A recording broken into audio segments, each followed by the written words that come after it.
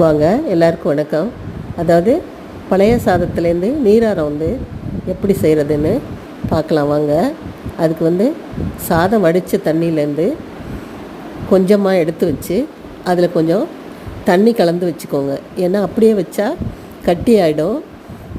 அப்படியே வச்சு நாங்கள்லாம் தலைக்கு தேய்ச்சி குளிக்கிறதுக்கு சேக்காய் போட்டு அது மாதிரிலாம் அப்போல்லாம் சின்ன பிள்ளைல எங்கள் அம்மாலாம் தேய்ச்சி விடுவாங்க. இப்போ தான் நம்ம ஷாம்பு போட ஆரம்பிச்சிட்டோம்ல. அது அந்த கஞ்சி தான் மாய்ஸ்சர் நல்லா முடிக்கி நல்லாயிருக்கும் பாருங்கள். இப்போ நீராகிறதுக்கு நான் சொல்கிறேன். தண்ணியை ஊற்றிட்டு அதோட இன்னொரு 1.5 சொம்பு தண்ணி ஊற்றி வச்சுக்கோங்க. நான் சாதத்தில் உப்பு போட்டு வடிக்கிறனால உப்பு போடலை. நீங்கள் உப்பு போட்டுக்கோங்க. போட்டுட்டு அதை அப்படியே மூடி வச்சுருங்க. மூடி வச்சுட்டு காலையில் எடுத்து இதுக்காகவே எக்ஸ்ட்ரா சாதம் வச்சு இந்த வெயிலுக்கு டெய்லி குடிக்கிறதுக்காக வைக்கிறோம். நீங்களும் வச்சு குடிச்சு பாருங்கள். ரொம்ப நல்லது உடம்புக்கு.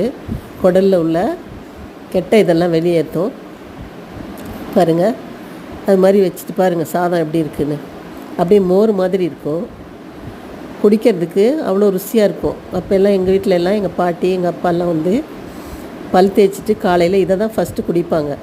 அப்புறமா தான் 1 மணி நேரம் கழித்து தான் டீ காஃபி எல்லாம் குடிப்பாங்க.